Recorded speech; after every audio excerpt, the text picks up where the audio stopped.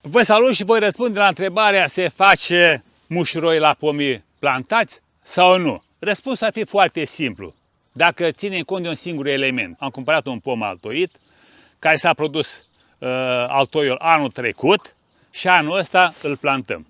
Ar fi răspunsul foarte simplu: nu se face mușuroi. Dar ia să vedem noi când se face, când nu se face și de ce se face, de ce nu se face. Asta e foarte important ca noi să știm, să ne orientăm de fiecare dată în funcție de această informație. Vedeți dumneavoastră, un pom altoit ce înseamnă? Pe un port altoit, cum este acesta, vedeți de aici în jos, care era de fapt la înălțimea asta, exact cum vedeți tot acest pom, undeva la o 10 cm de la sol, i s-a inserat un mugure dormind, luat de la un pom de calitate, un soi pe care noi vrem să-l dezvoltăm. L-am introdus în acest port altoi. Acel mugure dormind, ținem cont de treaba asta.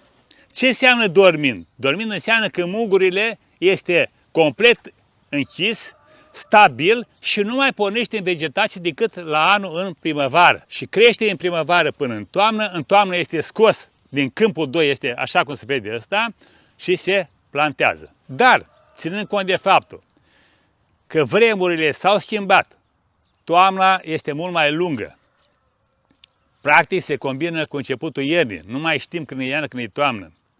Acel mugure dormind pe care noi îl plantam și la sfârșitul lunii iulie, în august cel mai mult, în august, mai târziu, în septembrie mai puțin, terminam de altoit, au trecut acele vremuri. Acum trebuie să ne orientăm în așa fel încât mugurile dormind să nu pornească în vegetație, adică să nu se trezească. Dacă s-a trezit și merge în alungire, îl prinde iarna nelignificat și atunci îl degere și am pierdut altoiul respectiv. Rămâne port altoi ca și când n-a umblat la el cu o mică cicatrice. Asta înseamnă că port altoi se va dezvolta în anul următor, va fi mult mai gros, mai greu de altoit, mai greu de tăiat în anul următor, să rămână doar altoiul și așa mai departe, lucrurile se complică. Și atunci ce facem noi? Trebuie să ne asigurăm că altoiul nostru nu degeră. Fie că facem o altoire mai întârziată, adică în septembrie, să ne asigurăm bine că ramura pe care am recoltat-o pentru altoi, de unde scoatem noi muguri din rama respectivă, trebuie să fie o ramură bine maturizată, iar ochii pe care îi recoltăm noi pentru altoire să se facă undeva în treimea de mijloc a ramurii respective, să mugurii cei mai plini, cei mai pregătiți pentru iarnă. Bun. Un mugure pregătit pentru iarnă, un mugure dormind, inserat în port altoi, el nu degeră iarna, rămâne așa.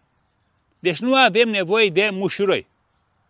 Dar dacă am făcut o altoire mai devreme și mugurile dormind s-a trezit și a pornit în alungire, da, îi facem mușuroi obligatoriu. Și acum suntem în anul următor după altoire, da? Dacă avem acest element în mâna noastră, asta înseamnă că acest mugure care a fost, mugure dormind, care a fost inserat în acest port altoi, n-a pornit în alungire în toamnă, anul trecut după altoire imediat, ci în primăvară. A pornit în primăvară, a crescut frumos tot anul acesta și în toamnă l-am scos și este pregătit pentru plantare. Dacă pornea în alungire acest mugure, cum am spus mai înainte, da, era obligați să facem un mușuroi de protecție a lui. Iar în primăvară trebuie dat pământul la o parte, că lăstarul acela care a pornit deja în vegetație de anul trecut, să poată să-și continuă traseul. Este un lucru foarte dificil, foarte complicat să astupi și să destupi acești lăstari porniți în vegetație din altoi pe o lungime, pe o suprafață mai mare. Dacă avem un singur pom, nu e nicio problemă, sau chiar 10 bucăți. Dacă să faci o suprafață mare, este destul de complicat. Și atunci, sfatul meu este ca noi să altoim pomii puțin mai târziu și să ne asigurăm că recoltarea ramurilor purtătoare de oi dormiți să fie de calitate, așa cum am vorbit mai înainte. Și am promis că spun câteva cuvinte și despre vița de vie referitor la partea de mușuroire. Vedeți dumneavoastră, vița de vie se prelucrează în anul respectiv și se plantează în același an. Deci din primăvară începe altoitul și pregătirea pentru plantare, în toamnă, deci într-un singur an se face tot acest ciclu. Deci mugurii de pe acest lăstar, de pe această cordiță tânără, nu au trecut printr-o perioadă de ger, printr-o iarnă. Este prima lor iarnă.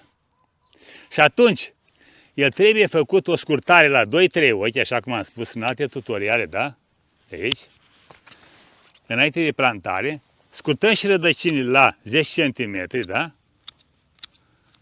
Plantăm să rămână altoiul afară, iar de aici, deasupra, în cazul acesta, facem o mușuruire obligatorie undeva la 10-15 cm maxim, atât. Deci să fie o înălțime maximă de o foarfecă mușuroiul. Pământul, așa cum punem noi, nu are importanță, el pare destul de dur și atunci se pune problema dacă nu cumva în primăvară trebuie să-l dăm la o parte.